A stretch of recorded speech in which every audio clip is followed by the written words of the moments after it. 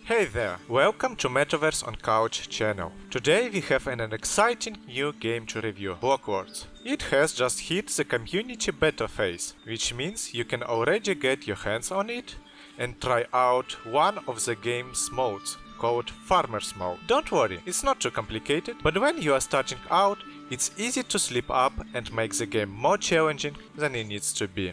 You might even find yourself stuck and unable to progress. That's why we have got you covered with this guide. It will help you avoid unnecessary hardships right from the start and get a grasp on all the game mechanics in no time. Before we dive into the details, let's take a moment to talk about the game itself. Oh, and by the way, if you enjoy this content, don't forget to subscribe to my YouTube channel. I'd love to hear your thoughts in the comment section. BLOCKLORDS is a medieval multiplayer strategy game by MetaKing Studios. In BLOCKLORDS, players can engage in farming and trading activities, collecting resources, participating in battles, conquering territories, and diplomacy.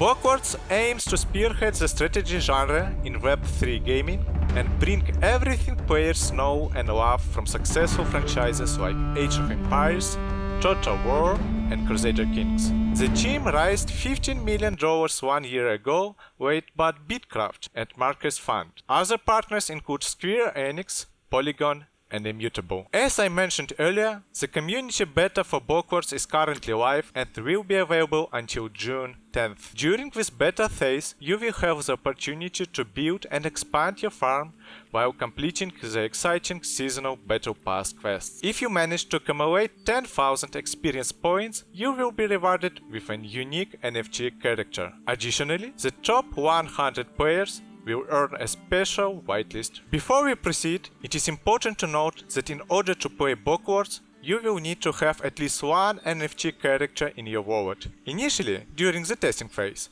you could get a free farmer character, however, due to abuse by bots, the giveaway was discontinued. Now you have the option to purchase a farmer character on OpenSea with the current floor price ranging around 4-5 MetaKing. My recommendation would be to select a younger character, preferably with the parameter age below 25 years. Although the aging mechanics are currently disabled and many players may overlook this aspect, it could become significant in the future. Alright, let's dive into the game. To begin your journey, you will need to register on the game's website and connect your MetaMask wallet. Once it is done, you can download and install the game client. The system requirements for the game can be found on the screen. After launching the game, you will find yourself in the captivating world map. This global map is divided into various regions, and it's up to you to choose the one where you want to establish your farm. It's worth noting that these regions are controlled by real players, and each region has its own tax level. It might be wise to select a region with lower taxes, but don't worry too much about it. You can always relocate your farm to another region later on. Once you have entered your chosen region and arrived at your farm, you can take a moment to admire the graphics. The game has truly impressive visuals. Now let's focus on a crucial aspect of the game. At the beginning, you will have a squad of villagers and a single building. Here comes the most important part. Make sure to complete the initial chain of quests. These quests are essential and will not consume much of your time. By finishing them, you will unlock all the buildings featured in the beta version and will be able to recruit the necessary units for your farm. Keep these key points in mind. Focus only on the quest objectives. Hire only the units specified in the quests. Construct only buildings that are listed in the quests. And be mindful of conserving your resources. Once you have successfully completed all the quests, you will gain the freedom to make your own decisions without the fear of negatively impacting your game progress. It's important to note that the game doesn't feature automatic actions for your units. Every action requires manual clicking, so get ready to click a lot. Alright, let's get into the gameplay. Select your villagers and dispatch them to collect wood. Keep in mind that each unit has an energy parameter, and every action they perform will deplete their energy.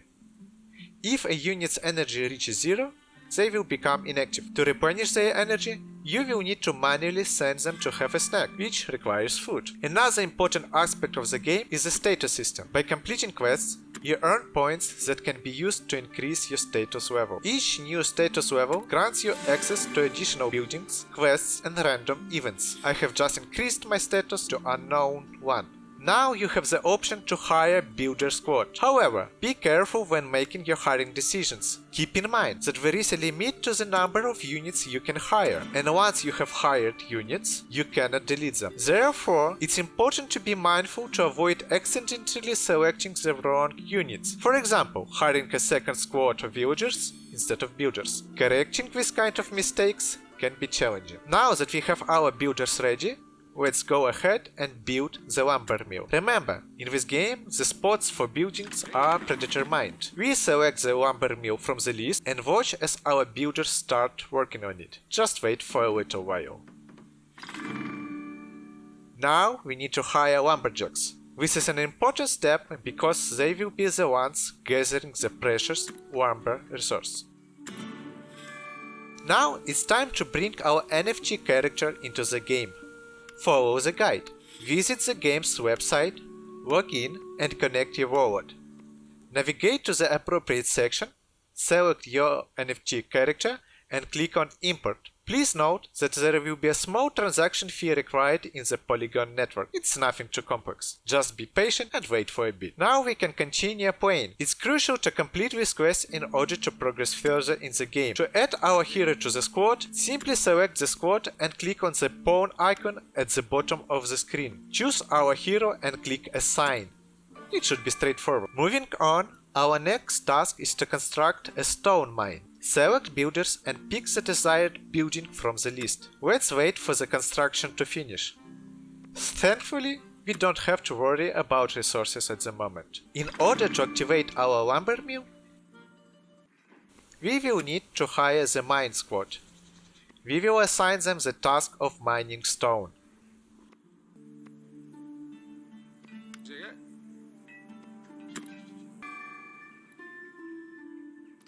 As our builders have depleted their energy, it's time to recharge them. Select the builders and locate the recovery button below. Click on it and choose our house as the resting place. We will have to wait for our builders to rest and regain our energy. Additionally, let's not forget about our villagers. Send them out to gather food, as it will be highly beneficial for our progress. Pay attention to the icon with an exclamation point on the right side. This indicates that a random event is pending. Click on it to see the details and conditions of the event. As a tip in the beginning, I recommend being cautious with your resource spending and select more conservative choices. Learn from my mistakes and avoid repeating them.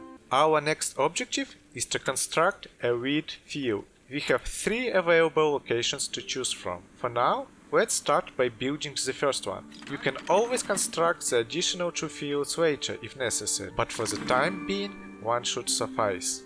Now it's time to hire the farmer squad. Before we can utilize the field, we need to set it up properly. At the beginning, I recommend selecting either free options or gold options.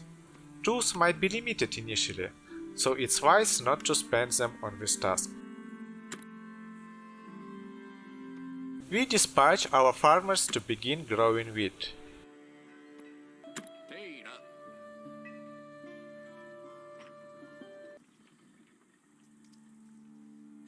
While we await the outcome, we proceed to construct a forge to obtain tools. We select our builders and assign them the task of building the forge. However, before we can move forward, there is a minor obstacle that we need to overcome. We need to upgrade our status, and fortunately, I have enough points for that.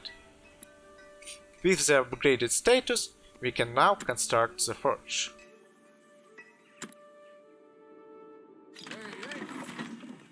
Once the forge is built, we recharge the energy of our builders and direct them to produce tools. It's important to note that making tools requires both stone and wood, so it's advisable to spend these resources carefully. Additionally, remember to send farmers to harvest the wheat they have grown.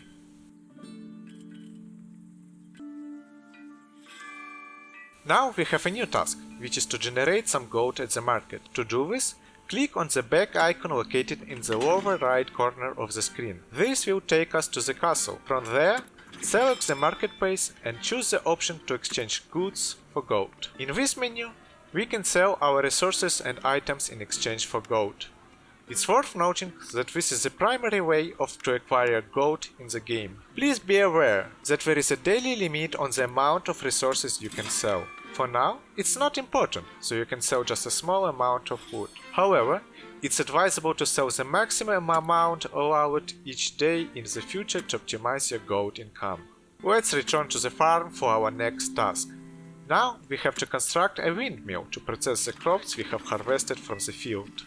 For the windmill, we require a new type of unit, called cook. However, we can't hire them immediately because we have reached our unit limit. To overcome this, we need to build a house first. We assign our builders to construct a house, which will provide us with 3 additional unit slots. We have the option to build up to 3 houses, allowing us for a total of 9 extra units. This way, we can have a maximum of 14 units in a total.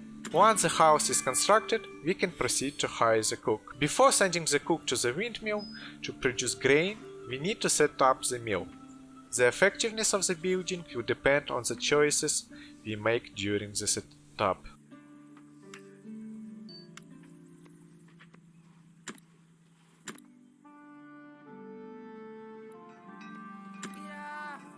Additionally, we need to build a granary to further process the flour into food. Remember to keep in mind that Community Beta will end on June 10th.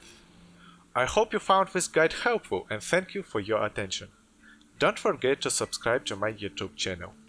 Feel free to leave your questions or share your game strategies in the comment section. Until next time.